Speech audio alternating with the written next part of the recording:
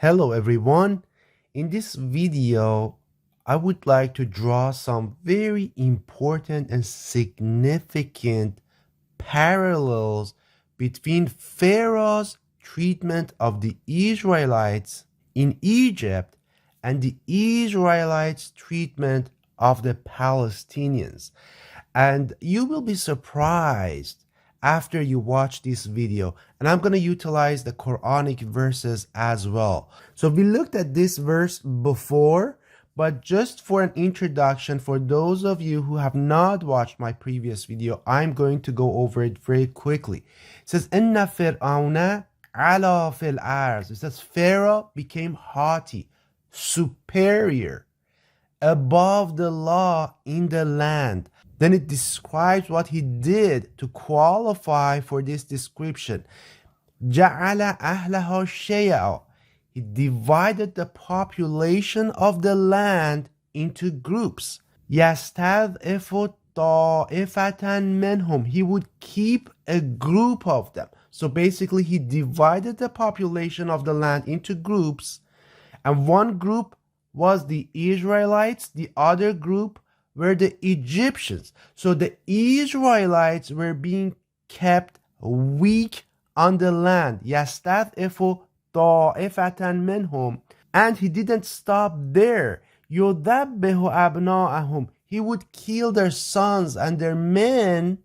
وَيَسْتَحْيِي نِسَاءَهُمْ. Would keep alive their women. So إِنَّهُ كَانَ مِنَ الْمُفْسِدِينَ. He was from those who commit corruption on earth. The other verse that I want to very quickly share with you, and we'll come back to it at the end of this Quranic lesson, of this conversation, is verse number 55 of chapter 43 and verse number 56 of the same chapter. It says, when they angered us, who? When the Egyptians, when Pharaoh and his army, when they angered us, we took retribution from them and drowned them all. And then this is where I want you to pay attention, this verse. It's a really important verse. It says, and فَجَعَلْنَاهُمْ سَلَفًا. It means we made them a predecessor, a precedent. And وَمَثَلًا. It means an example, a similar case. For who?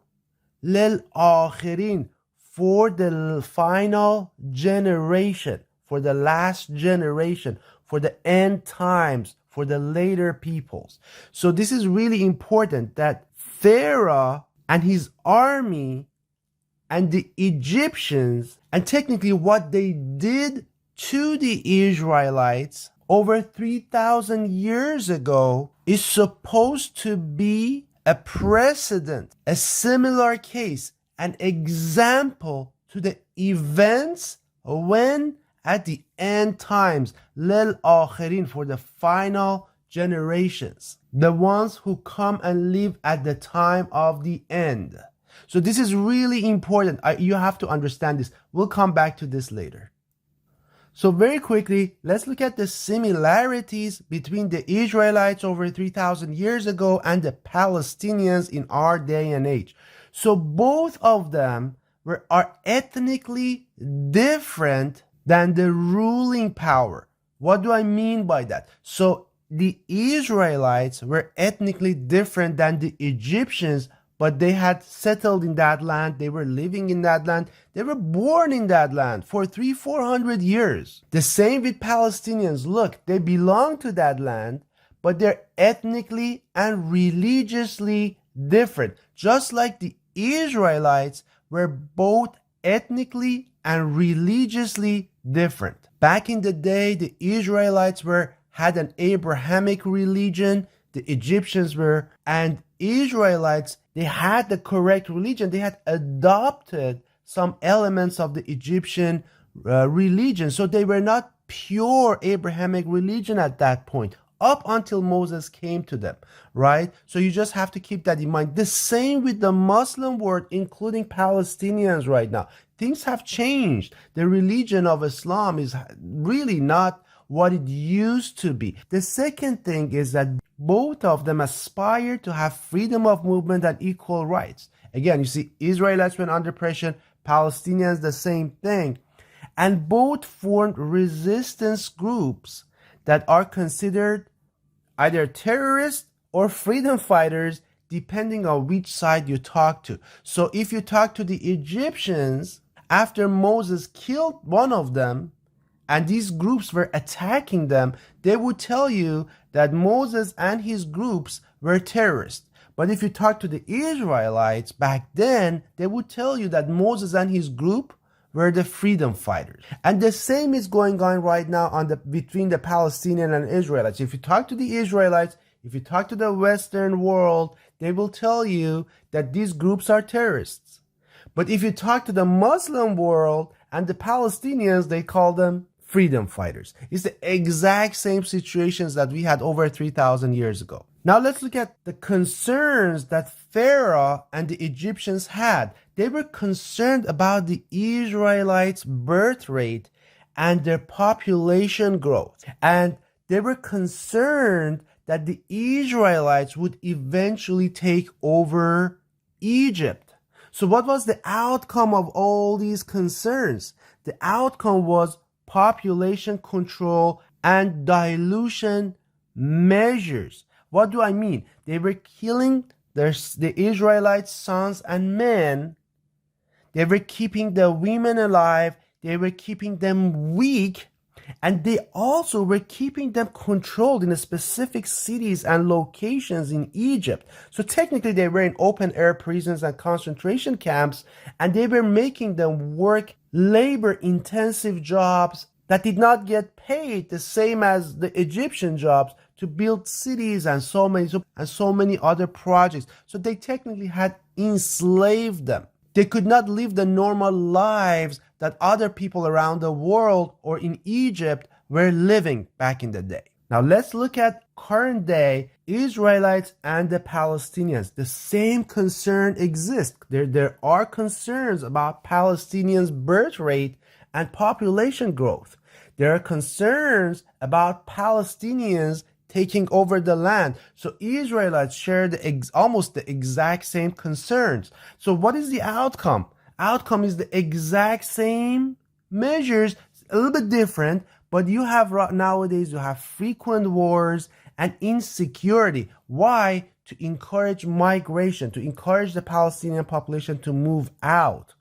There's continuous settlement projects that basically dilutes the land, dilutes the population and the demographics in the land. And the goal is basically to keep them weak militarily by not allowing them to have a separate state, because the concern is if they have a separate state, they might cause problems for the Israelites. And also they are keeping them controlled in specific cities and locations in the land. So like Gaza or West Bank, these are technically open air prisons and concentration camps because they don't have any government. They're under complete control. There's checkpoints. So that is literally, it's open air prison, regardless of what we want to say or believe. That's the reality of it. So we saw the similarities.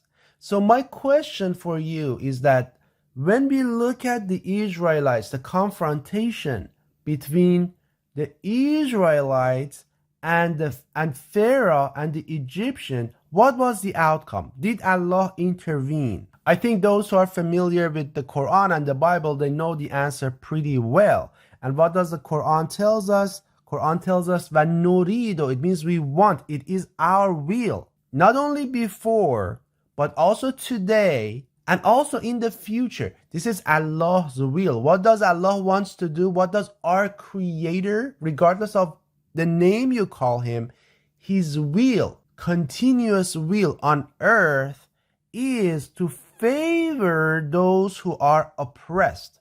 نريد أن نمن على الذين استضعفوا, to favor those who are kept weak. الذين استضعفوا means those who are kept weak in the land.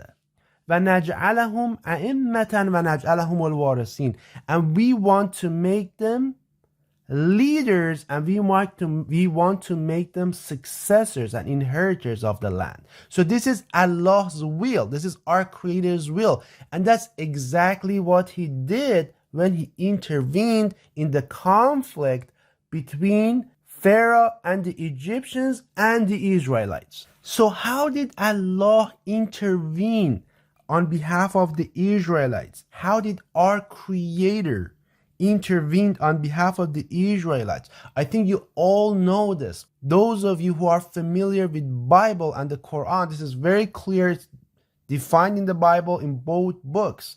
So Allah raised Moses and Harun or Aaron and sent them to the Israelites. What was the purpose? The first purpose that is very important for you to know is to purify the Israelites' religion in order to establish a true community of believers worthy of Allah's intervention. Again, you have to watch the previous video. Allah has promised in the Quran and in the Bible, in the Old Testament, that if there is a community of true believers, Allah will intervene. Allah will defend them. If you read the book of Kings in the Torah, it's constant. Whenever there is a community of true believers, Allah intervenes. At the time of Isaiah, at the time of David, and many other kings and communities back then. Again, the same thing happened at the time of Prophet Muhammad. Allah defended them right and left. Intervention after intervention, angelic army defeating the armies of the disbelievers even after Prophet Muhammad, defending them against the Romans and against all the other armies around them. However, there is a requirement. There needs to be a community of true believers following our Creator's laws and commandments that He has sent down through His servants, the prophets. So that is the requirement. So that's why Allah sends first Moses and Aaron to purify this community. And after this community believed in the message that Moses and Aaron delivered to them, they turned into a true believing community. And at this point, they were worthy of Allah's intervention, divine intervention. Then Allah sent them to Pharaoh and the Egyptians. They did not believe. They disobeyed Allah's commandments. So what was the outcome? Allah destroyed their armies. Now, knowing that the Egyptians' treatment of the Israelites is a similar case, an example for our generation, if we are in the end time, I don't know that again. How does that look for the Palestinians? Well, it's not that simple right now, because it's really not only the Israelites. In fact, it's the entire Western world that fully supports the Israelites against the Palestinians and the Muslim world. So it's a much larger scale than before. So now we are looking at the end times. It's much larger scale. The countries are way more developed. The populations have growth. But still, Pharaoh and his armies are an example. So both the Quran and the Bible tell us very clearly that Allah will raise His messenger of the covenant, whose name will be Ahmad. What does Jesus say in the Quran? I give you the glad tidings, the good news of a messenger, the Rasul, a messenger. Ya'ti min ba'di, comes after me, not immediately after, sometime after, nobody knows how long after. Ya'ti min ba'di ismuhu Ahmad, his name, his first name, his given name by his parents, the name that he will be called by will be Ahmad. That's going to be his name. So Quran actually tells us the name of the messenger of the covenant through the words of Isa, or Jesus, son of Maryam. But why is that? This is a requirement. This has to happen. Without this, Without this step, Allah's intervention will never happen. Why? Because we don't have a community of true believers. So a messenger from Allah will come. Just like Moses was sent to the Israelites, this messenger will be sent to the Muslim world to purify their religion, to turn them into a community of true believers. Of course, some will believe, some will disbelieve. No, I don't know how that is going to unfold, and I have no idea when this is going to be. But those who believe in Allah's messenger of the covenant, they will be considered as the true community of the believers, and there will be many. There will be previous Christians among them. There will be previous Jews among them. There will be previous Muslims amongst them. But they all gather together and they form a true community of the believers. And what does that mean? That means that Allah will intervene on their behalf. That means that Allah will defend them. It is incumbent upon Allah to defend the believers. It's mandatory on Him. No one has made it mandatory on Him. He has made it mandatory on Himself. كَذَلِكَ حَقًّا عَلَيْنَا نُنْجِ الْمُؤْمِنِينَ. In the same manner, كَذَلِكَ, just like that, حَقًّا عَلَيْنَا, it's an obligation upon us. It's mandatory upon us. نُنْجِ الْمُؤْمِنِينَ, saving the believers. So Allah has made it mandatory on Himself and His angels, His angelic army, the host of heaven, to intervene, to save the true believers. And then there's another verse, verse number 47 of chapter 30. It says, and we have already sent messengers before you to their people, and they came to them, they brought them بالبينات, with clear evidences. Then we took retribution, revenge from those who committed crime. We took retribution and revenge from those who committed crimes. And then it says, وَكَانَ حَقًّا عَلَيْنَا نَصْرُ الْمُؤْمِنِينَ.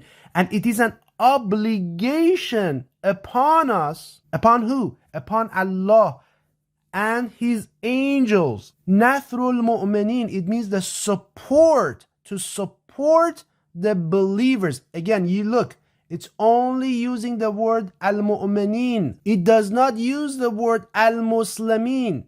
The same here.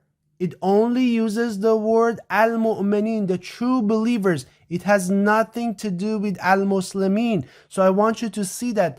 So it is incumbent upon Allah. It's mandatory upon Him and His angelic army, the host of heaven, all of them, to support the community of the true believers and to save the true believers. And this is why Allah will not intervene until there is a community of the true believers. And there will not be a community of the true believers up until Allah sends His messenger to purify the religion for Allah, for our creators.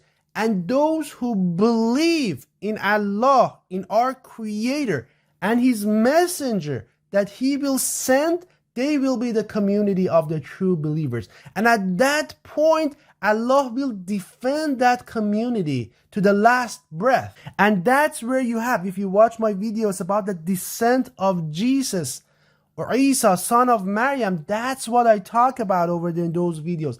That's when Jesus, son of Maryam, will descend at the head of the army of heaven, at the host of heaven, an angelic army. And that's where you're going to have those big confrontations.